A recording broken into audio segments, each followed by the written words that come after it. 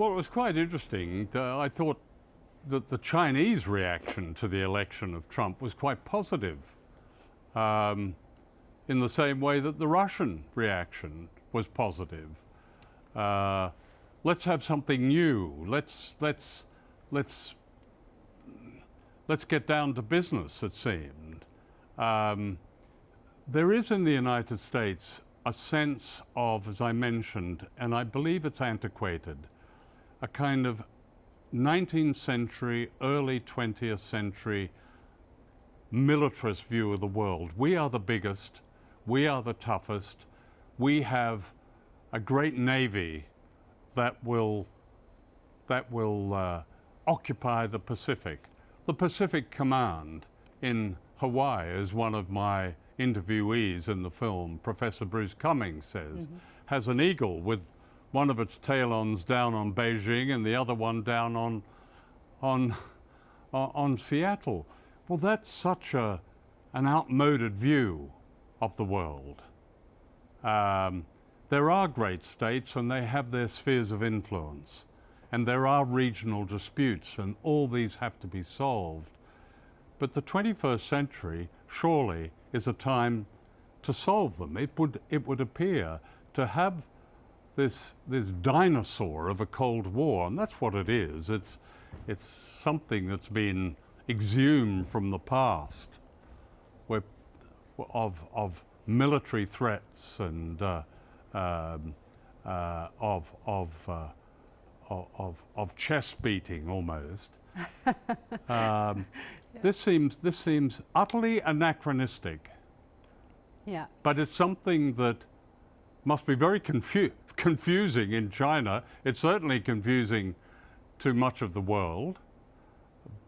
But in terms of US military presence around the world, the US has probably about 1,000 bases across every continent, every ocean. Some of these biggest and most provocative bases are in the Asia Pacific. In Okinawa, there are 32 US military installations. On the island of Jeju, Korean island of Jeju, a new base has been built by the South Korean Navy, in fact purpose-built for the US Navy, for Aegis destroyers, nuclear submarines, etc. You know, something like 400 miles from Shanghai. Why? To contain China. To contain China. No one's any... Well, yes, the answer is to contain China, but why? Why contain China?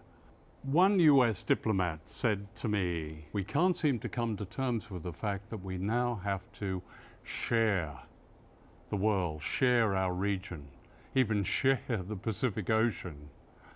There is another great state on the other side of the Pacific Ocean. There's no reason why these two states can't live with each other and live with each other on perfectly good terms. So why not? He was asking this rhetorical question. Yeah, it's reality that China is here. China is a huge country, the world's most populous country. The economy has risen greatly over the past few decades. This is not going to change. We're not going to bound our hands and say, let's stop growing. This is not possible. The Chinese people are hardworking people and will try everything. But in the end, in our blood, we're a peace-loving country. We never invaded anybody. But the mere fact we're here in this part of the world seems to be something not acceptable for another country across the Pacific. So I guess while we are showing everything we can to demonstrate our goodwill and our peaceful nature, it is probably on the other side of the Pacific Ocean that they have to realize that they have to share this world with not just China, and many other countries that are emerging in the global arena. I think, shall we switch to another topic at this moment, which is the hacking drama that we're seeing, the Russian hacking drama we're seeing in the United States. This has caused so much noise in between the outgoing President Obama with the incoming President Trump, between Trump and the intelligence community, between Trump and the media, for instance, the CNN. It's like they're fire and water. It all started also with the person that you interviewed a couple of times, Julian Assange, and the information that was leaked from the Democratic National Commission. How do you look at all of these that's happening? It's incredible in my eyes. What do you think? Well, I think there is what they call a turf war going on. Trump is an outsider. I mean, they all basically have the same, in my view, they have the same political worldview, but they don't want Trump. Trump is not the old establishment. Hillary Clinton was the old establishment. We've been talking about the threats to China, but Trump has apparently wanted to make peace with Russia. Well, this is outrageous. The American establishment, national security establishment in the Pentagon, and the Pentagon is ascendant in Washington, has been a particularly powerful component of power in the United States since 9/11, and especially under Obama, in the CIA, in all the other national security agencies within Trump's own party, the Republican Party, within the State Department. All these institutions during the election campaign spoke up for the first time and said they didn't want Trump. They worried about Trump. Trump may change the rules of the game that will affect them. And one of their worries was that he may undermine NATO.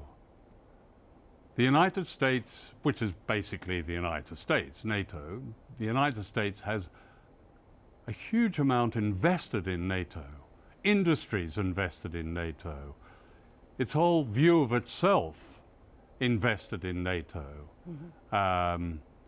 And there's also a strategy, if that's the word we can use, of wanting to undermine Russia and, if necessary, break up the Russian Federation. That's been spoken outwardly in Washington for a long time. Now Trump has come along and said he doesn't want to do that.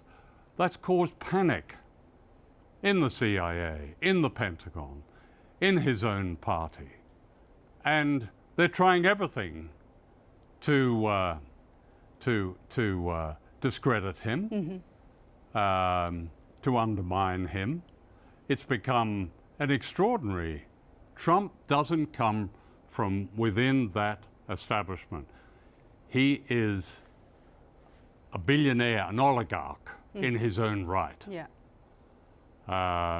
And he represents an outsider. They don't want an outsider. But I think the peculiar thing here is that Trump was elected. He was elected through the US democratic system. Although he got more electoral college votes and less popular votes, but according to law, he was officially the winner of the presidential race. How can this happen? I mean, you voted him, this person coming from outside the establishment, but then you try to undermine him with what you describe as a potential coup to undermine his legitimacy. How can this happen? Well, it happens easy. The wrong man won. So what can we do about it, they say? We have to discredit him. They were so certain that Clinton was going to win and that it would be business as usual, that the shock of Trump winning, even though, yes, under the curious American system, he lost the popular vote, but under their system, he won. Yes, that was a shock. So something has to be done about it. That's what we're seeing here is panic. Trump is not their man. Obama was their man. Clinton was their woman. Bush was their man. Trump is not their man. They may be surprised to find out that he is their man. But at the moment, they regard him as a kind of Trojan horse within the system. Mm-hmm. I've never seen